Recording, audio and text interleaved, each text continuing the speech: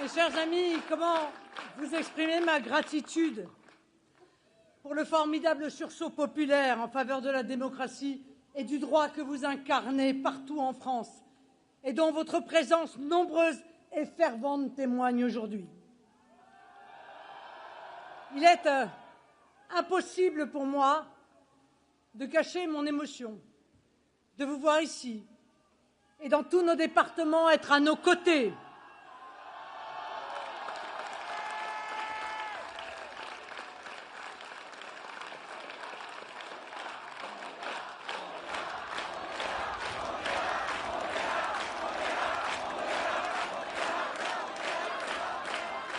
Et merci d'être là, merci d'être à nos côtés pour défendre ce que cette décision a foulé aux pieds et auquel je tiens par-dessus tout, mon peuple, mon pays et mon honneur.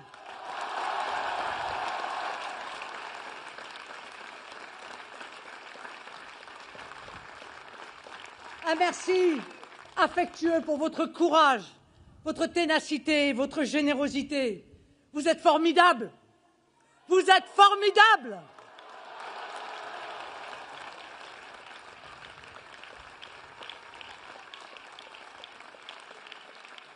Merci aussi à Louis, Éric et Jordan pour leurs paroles puissantes et amicales, pour leur énergie et pour leur force de conviction au moment où nous sommes engagés dans ce combat essentiel pour la vérité et la justice, ce combat également pour l'honneur de notre mouvement et les libertés démocratiques des Français.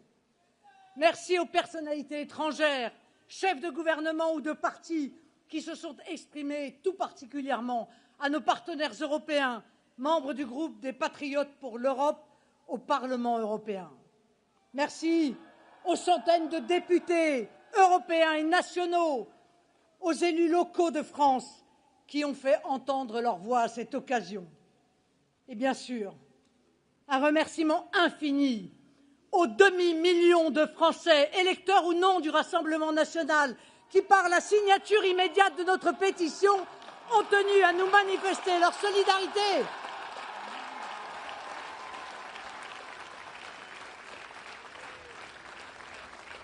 Vos soutiens, vos messages, vos ralliements nous font chaud au cœur. Ils sont pour nous, ils sont pour moi, évidemment, une raison supplémentaire de ne rien lâcher.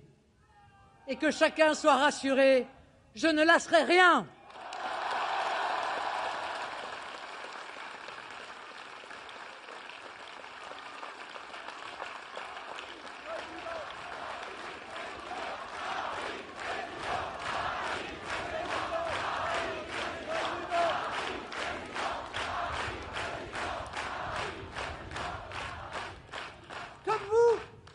Partageons une sainte horreur de l'injustice et de la partialité.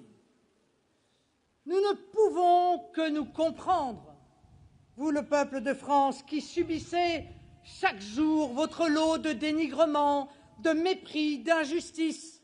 Vous livrez à toutes les insécurités sociales, physiques, maltraitées dans votre propre pays, niées dans votre culture et dans votre identité. Vous restez pourtant irréductible et convaincu que le découragement, la soumission n'est pas envisageable, que le combat doit être mené. Ce qui nous unit, mes amis, c'est l'amour de la France, c'est l'amour de notre peuple, mais c'est aussi l'idée que nous nous faisons de ce qui est vrai et juste. C'est là le sens de notre engagement, l'âme de notre combat, tout ce qui construit nos convictions, forge notre détermination et conduit notre action. Comme vous, mes amis, nous sommes de ceux qui ne se résignent pas, qui ne s'inclinent pas, qui n'abdiquent pas.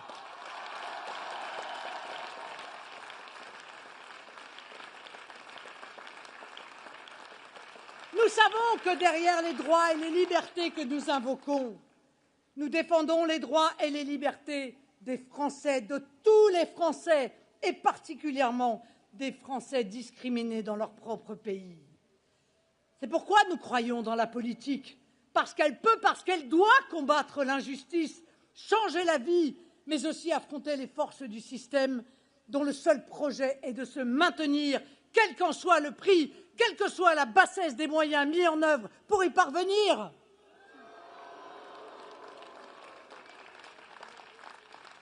Depuis mon plus jeune âge, je sais les vicissitudes de la politique.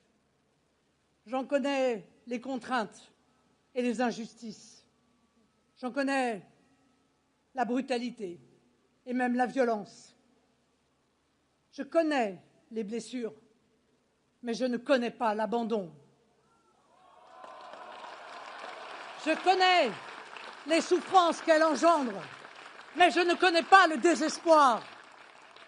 Je connais l'outrage, mais je ne connais pas le renoncement.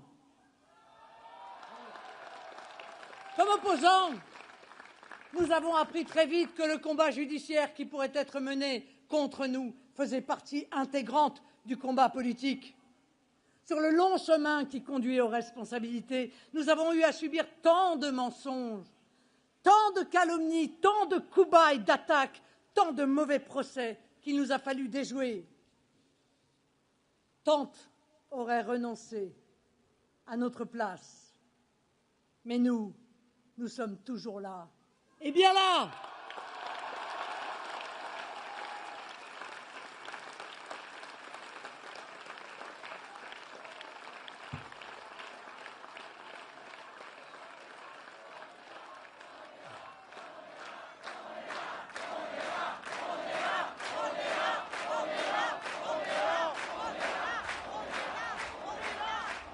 Dans tous les pays européens, mes chers amis, les dirigeants des partis nationaux sont poursuivis, comme dernièrement notre ami Matteo Salvini pour séquestration, rien que ça, pour avoir refusé de laisser accoster des migrants illégaux dans son pays.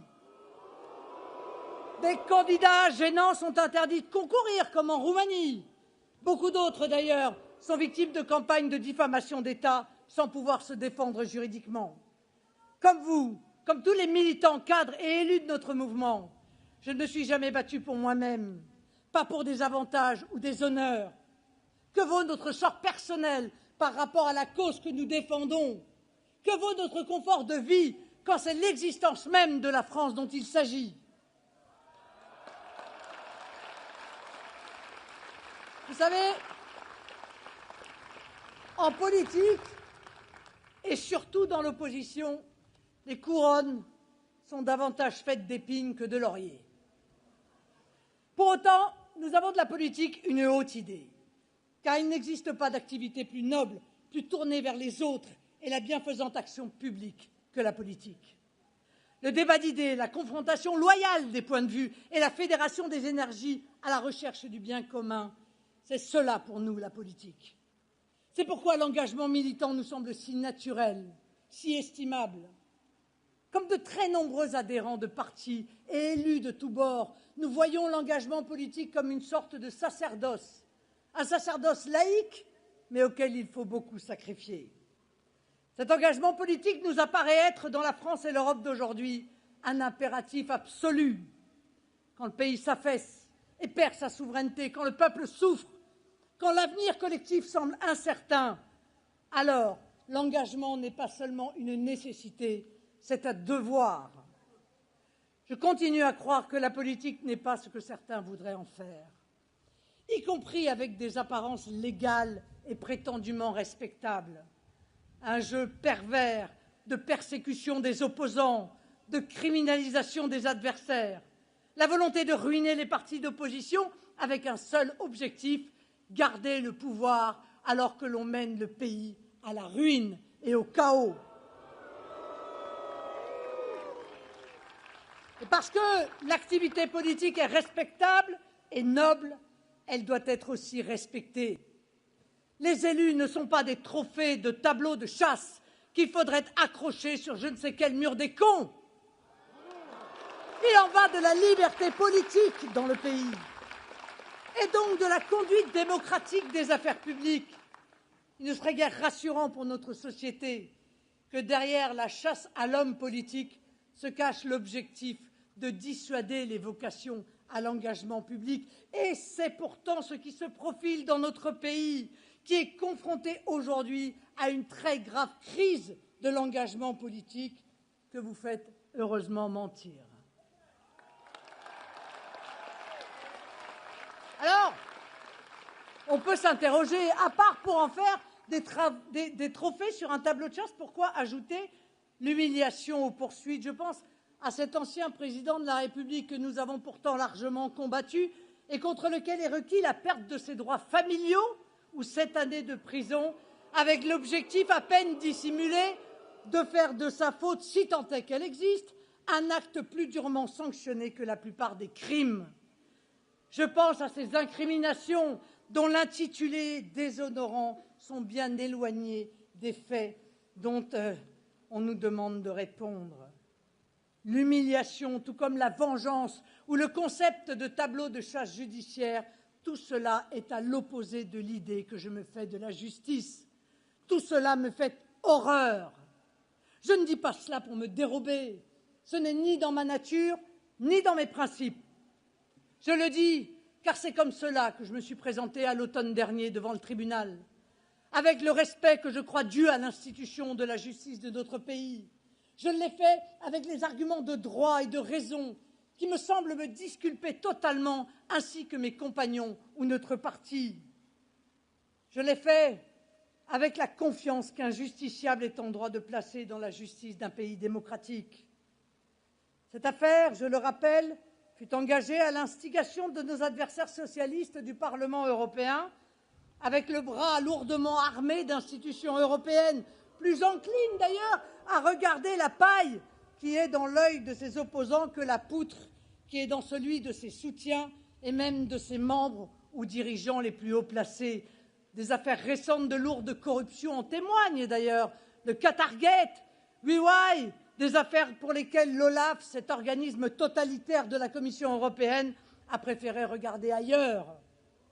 Ce service de police interne au Parlement européen, dont le fonctionnement et les pratiques sont contraires à tous les principes de droit, critiqué d'ailleurs à maintes reprises dans des rapports parlementaires notamment, concentre sa malsaine énergie à monter des dossiers contre les États, contre les fonctionnaires, cher Fabrice Leggeri, tu sais de quoi je parle, ou les personnalités qui osent s'opposer à la brutalité autoritaire de l'Union européenne.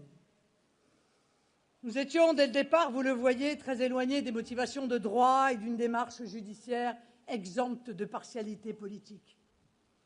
Je n'hésite pas à souligner la dimension politique dans le procès qui nous est fait.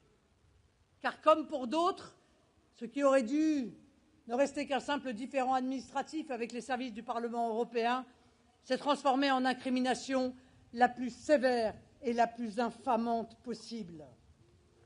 Et si l'origine de ce procès fut politique, l'audience d'une partialité affolante le fut également, tout comme l'instruction confiée à une magistrate du syndicat de la magistrature, tout comme le réquisitoire, dont j'ai tout de même la cruauté de rappeler, comme l'a rappelé Jordan, que démuni de toute preuve de charge dans un des aspects du dossier, le parquet a avoué. Malgré cela, je ne me résous pas à demander la relaxe, ça me ferait trop mal. Et enfin, bien sûr, le jugement, dont l'argumentation a presque fait l'unanimité contre elle des juristes sérieux. C'est pourquoi il faut arrêter de nous reprocher de critiquer une décision de justice. Ce n'est pas une décision de justice, c'est une décision politique.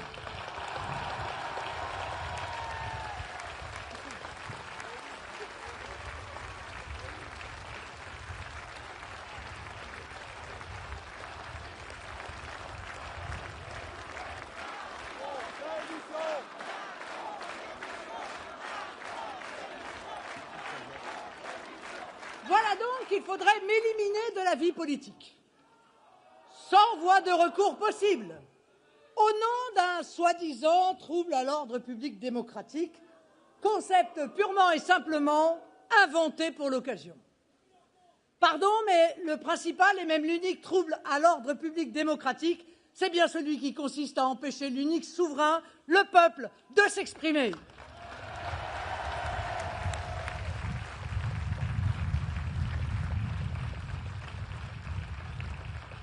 C'est pourquoi j'affirme que cette décision politique a non seulement bafoué l'état de droit, mais aussi l'état de démocratie. Alors que ce soit clair, nous ne mettons pas toute la justice dans le même sac. Nous n'oublions pas qu'il y a des juges exemplaires qui font leur travail avec impartialité, respect des justiciables et souci du droit. Nous condamnons, bien sûr, les insultes et les menaces contre les magistrats, tous les magistrats. Elles sont indignes et ne rendent pas service à la cause qui est résumée par un des plus beaux mots de notre langue, la justice. Vous l'avez compris, nous ne demandons pas d'être au-dessus des lois, mais pas au-dessous des lois. Nous ne sommes pas des sous-citoyens, parce que nous aurions commis le crime, aux yeux de certains, d'avoir fait de la défense de la patrie et de sa souveraineté le combat de nos vies. Les 13 millions d'électeurs qui nous font l'honneur de leur vote et de leur confiance ne sont pas des demi-citoyens qui devraient battre leur coulpe pour leur hérésie, pas des justiciables de seconde zone à qui pourraient être déniés les droits élémentaires de citoyens ou de justiciables. Faut-il rappeler qu'ayant réuni plus de 37% des voix aux législatives et 31% aux européennes, nous sommes déjà privés de la moindre fonction, même symbolique, à l'Assemblée nationale ou au Parlement européen, par ceux-là même qui donnent des leçons de démocratie matin, midi et soir. Comment croire qu'en France, le pays des Lumières et des droits de l'homme, on puisse gouverner en ayant recueilli 5% des voix et qu'on interdise de toute fonction un parti qui réunit 37% des suffrages?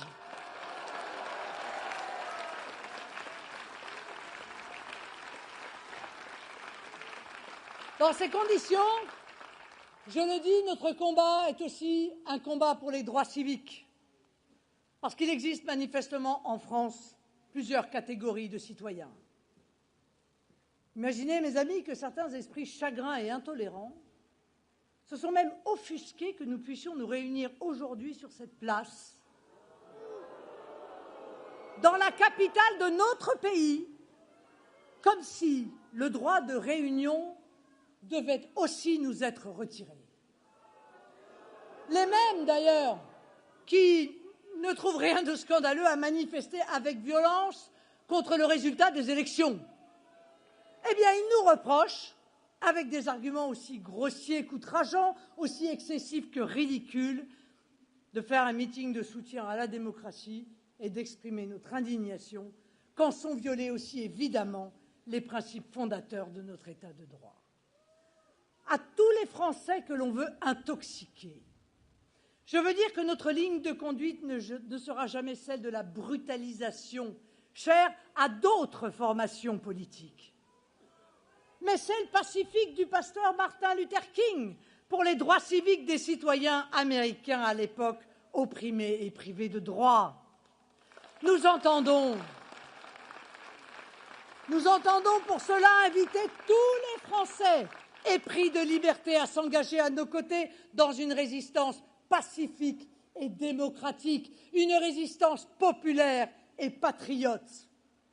Nous allons continuer à lutter, comme nous le faisons, dans la discipline et la dignité, malgré les provocations qui ne manqueront pas d'intervenir et auxquelles, au désespoir de nos opposants, nous ne céderons pas.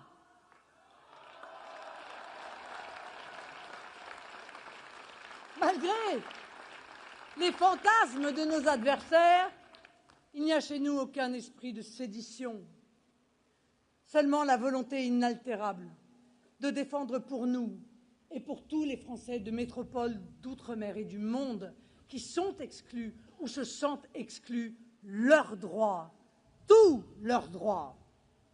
C'est justement parce que nous sommes attachés à l'état de droit que nous nous insurgeons contre son dévoiement, son instrumentalisation, non par les juges, mais par des juges qui ont décidé de faire de nos institutions les plus sacrées l'outil de leur idéologie avec un sentiment de toute puissance.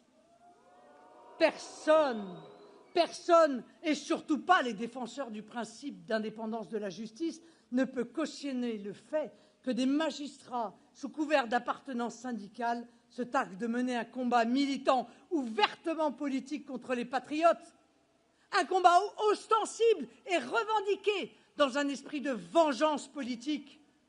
À ce titre, le communiqué du syndicat de la magistrature rappelé par Jordan est en même temps éloquent et inquiétant.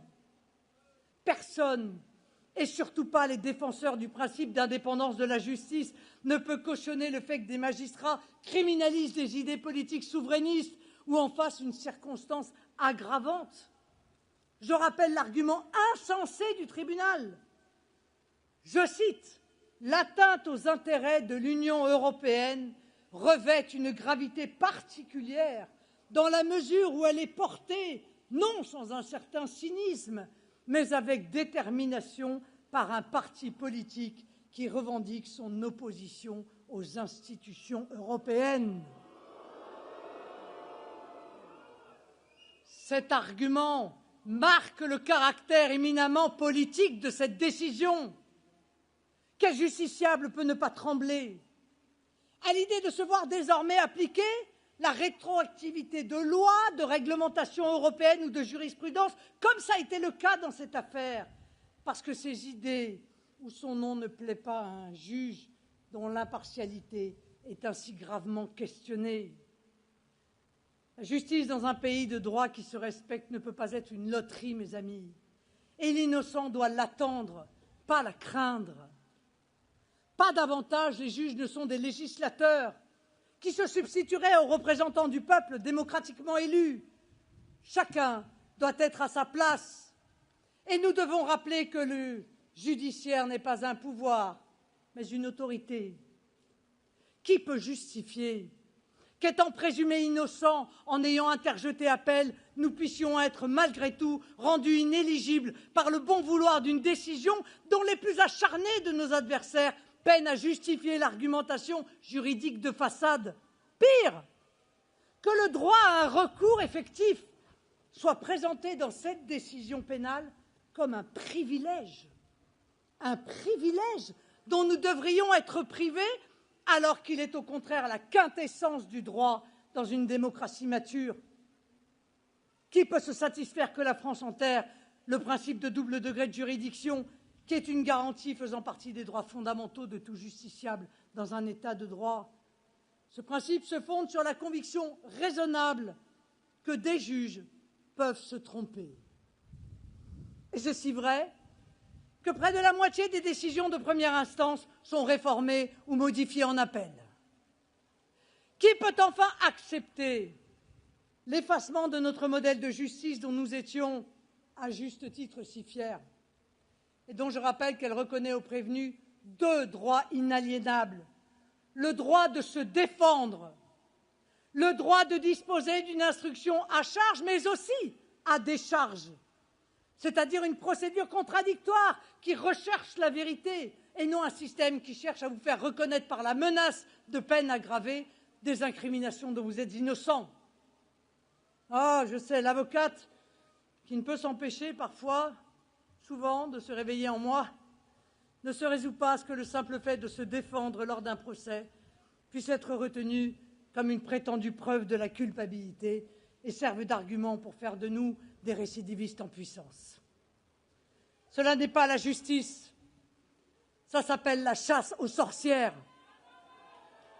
Je ne peux me résoudre non plus à voir l'indispensable sérénité de la justice mise à mal par un jeu trouble de certains magistrats avec les médias.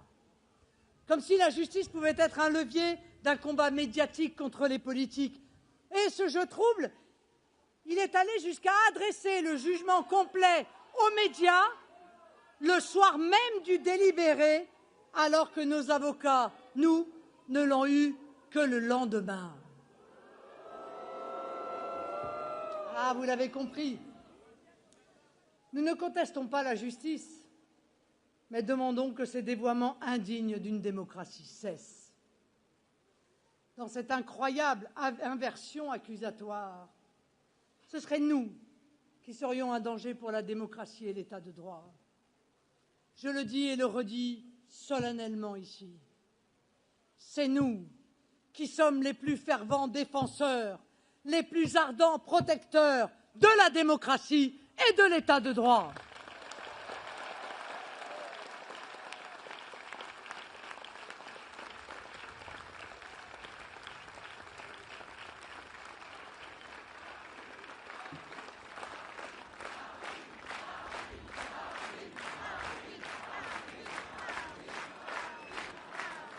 Jordan a raison, hein, le spectacle lamentable que donne la France n'est pas à la hauteur des hautes institutions d'État qui avaient fait de notre pays une référence dans le monde.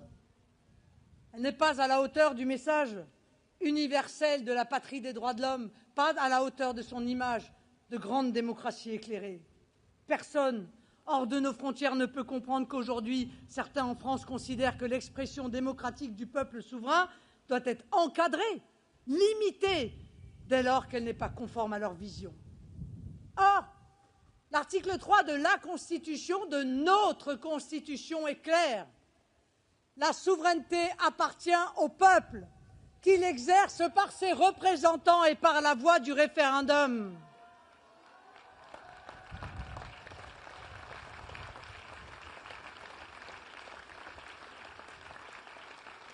On oublie souvent l'alinéa 2.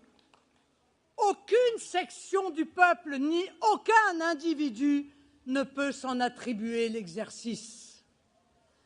Ce rappel fondamental de notre Constitution est salutaire face à ceux qui considèrent, je cite, le peuple souverain comme une menace pour l'ordre public démocratique. Les réactions provenant de l'étranger soulignent combien cette décision vient heurter le modèle que la France était aux yeux du monde, cette puissance de raison respectée sur la scène internationale, pour son attachement au droit et à la justice, à qui chaque nation peut parler en confiance, d'égal à égal. Toute la presse internationale, quelle que soit sa sensibilité politique, a exprimé son trouble, voire son indignation à la suite de la décision du lundi 31 mars 2025, y compris même le très consensuel The Economist. Mais au-delà de nous, au-delà de moi, ce que nous défendons aujourd'hui et dans les mois qui viennent, c'est la liberté de tous, l'état de droit pour tous, l'égalité de traitement pour tous.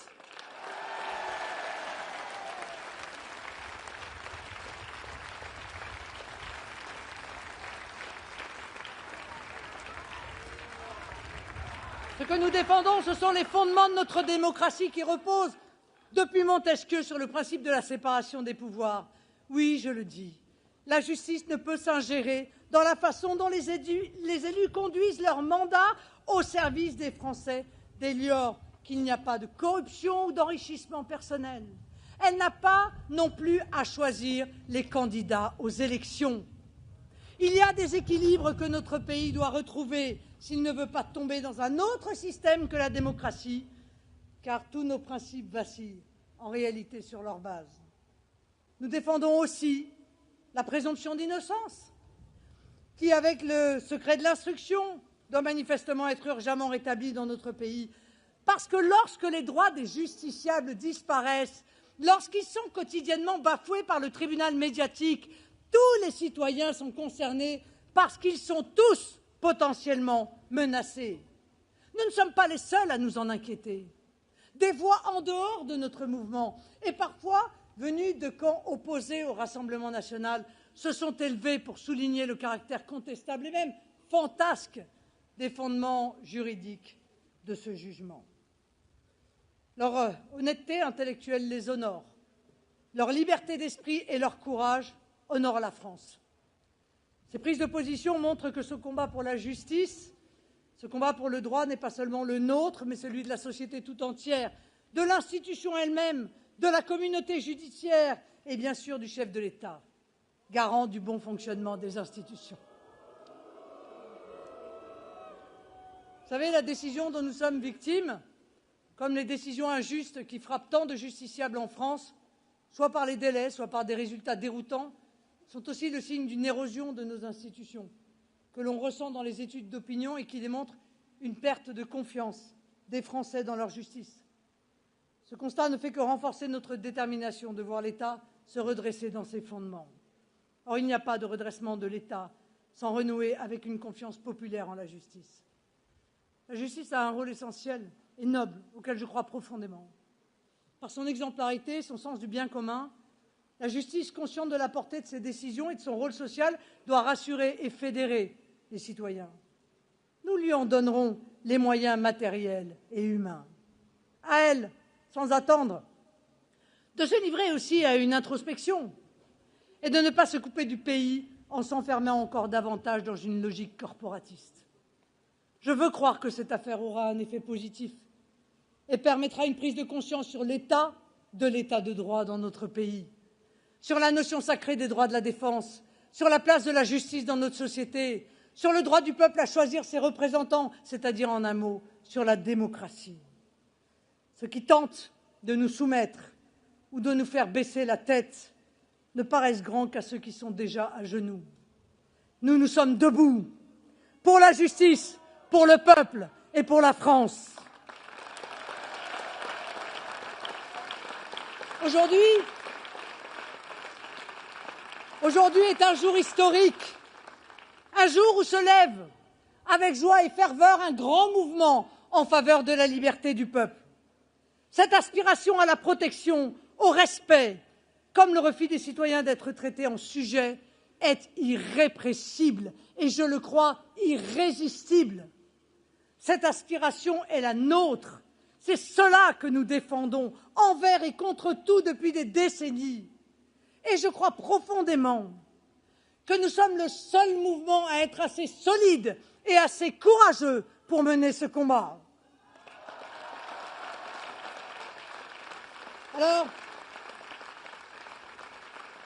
Alors, mes amis, n'oubliez jamais les raisons pour lesquelles ils nous attaquent si durement, avec tant de déloyauté. N'oubliez jamais qu'ils ne font cela que pour une seule raison. Nous sommes en train de gagner. Vous êtes en train de gagner.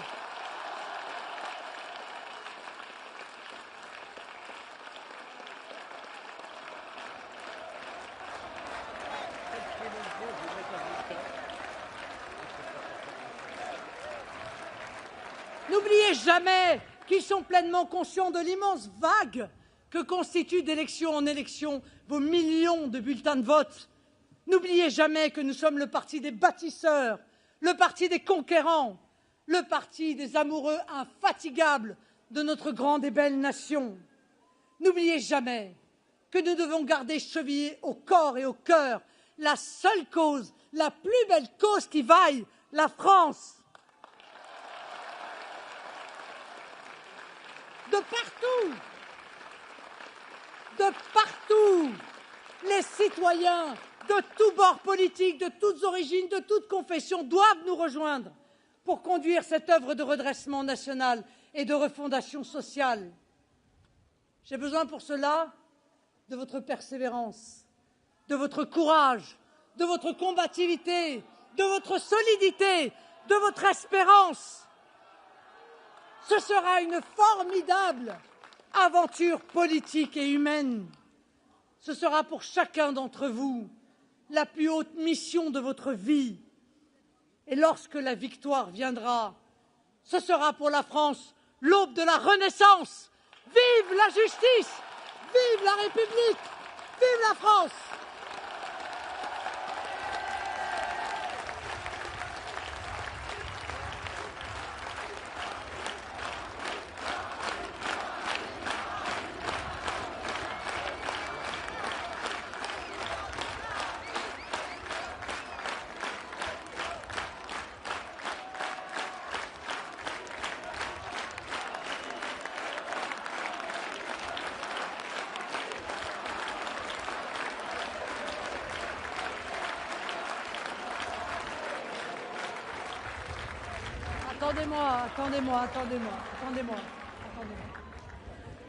Attendez-moi.